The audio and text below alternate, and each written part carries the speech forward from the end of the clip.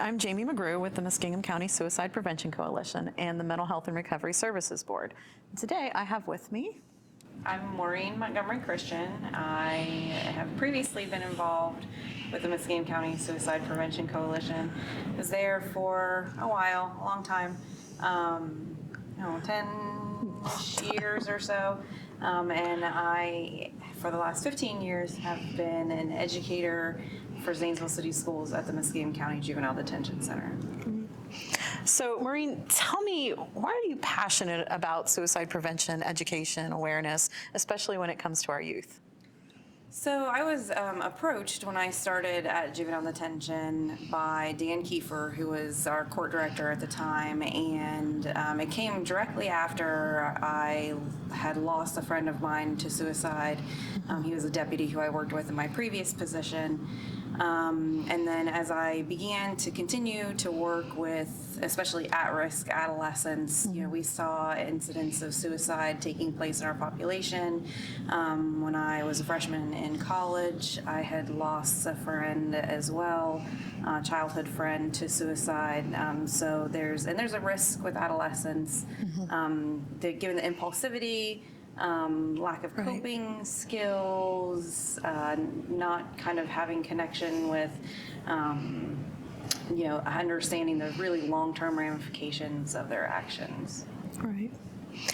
So keeping all that in mind, what are some things that parents need to know and be aware of when it comes to suicide risks with their kids? Like signs to look out for, some of the signs that I think are important for parents to watch out for are their kids becoming disconnected from their friends or from activities that they really enjoy, increased use of alcohol and substance abuse, other risky behaviors, and that can run the gamut from lots of car accidents to multiple sexual partners, to the drug use and alcohol abuse. Sometimes cutting as well, although there's some argument that maybe cutting is not a suicidal behavior, it's a self-injurious behavior. But I think the important thing to know is that kids aren't doctors. I'm not a doctor. I don't know, exactly where all the important parts necessarily of my body are. And so sometimes kids do things that they don't intend to be fatal, that end up being fatal because they're not aware of all of the inner workings of their body. Making sure that they really know who they can talk to, and just staying in tune with your kid is important. We all I know even in my family, I've got a 15, almost 16-year-old and a 4-year-old, and sometimes we're all off in our little corners of the house. So being able to communicate with them, keeping an eye on those social media posts. I know that there's been some teens that we've lost to suicide over the years, and their social media said a lot looking back, with that hindsight being 2020. So keeping an eye on the phone. There are different apps that you can install, and a lot of people have a lot of different opinions about that. If you've got the kind of relationship where you can say, hey, can I see your phone, or tell me about this text, you looked upset when you got it, then that's great. There are also apps like Bark that'll monitor some of the language that comes across your child's phone, so that you can have something that maybe spurs the attention that you need to have a conversation with them about something. What advice would you give parents when it comes to talking to their kids about suicide? Being direct, not skirting around the issue. Nobody really wants to hurt themselves. When folks are considering suicide, one of the things that we know is that they want the pain to end. There's pain there that they want to end. So saying something like, are you thinking about hurting yourself, might elicit that no response from your kids. Are you thinking about suicide? Are you thinking about dying? Are you thinking about ending your life? And that's really difficult. Like, as a parent, it makes me choke up right now, kind of thinking about trying to have that conversation with your child. It's really important to be direct and to let them know, like, I noticed this about you, I see this about you, because that may spur your kid or any other individual that you're talking to, that, oh wow, this person is observing this about me and isn't afraid to bring up this really difficult conversation. Being understanding, and sometimes as a parent, like, we get angry when we're scared or we're hurt, just like anybody else. So kind of trying to stay calm, listen to what they have to say, not necessarily offering that parental advice and having a solution for the problem at that moment in time, but listening to the things that they have to say, the things that are going on in their life. You know, maybe even if they're not thinking about that, there's some other stuff that's going on with them that they need to talk to somebody about. Right. So we know that postvention is prevention. So in the aftermath of a suicide, what advice would you give parents on how to help their kids through that? Again, I cannot stress enough having that presence in your child's life as much as it's possible. This is a busy, busy world. It isn't the world that we grew up in. True. And I know my kid we have a color coordinated calendar that shows what everybody's stuff is so that we can keep it all organized. So that we don't spend a lot of time together all the time, but, making that time, maybe we have dinner together every night.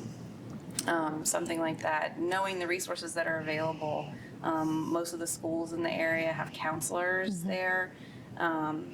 And times, especially directly following a crisis, there are usually more counselors in those schools, counselors, case managers who are available to the kids. There's always guidance counselors.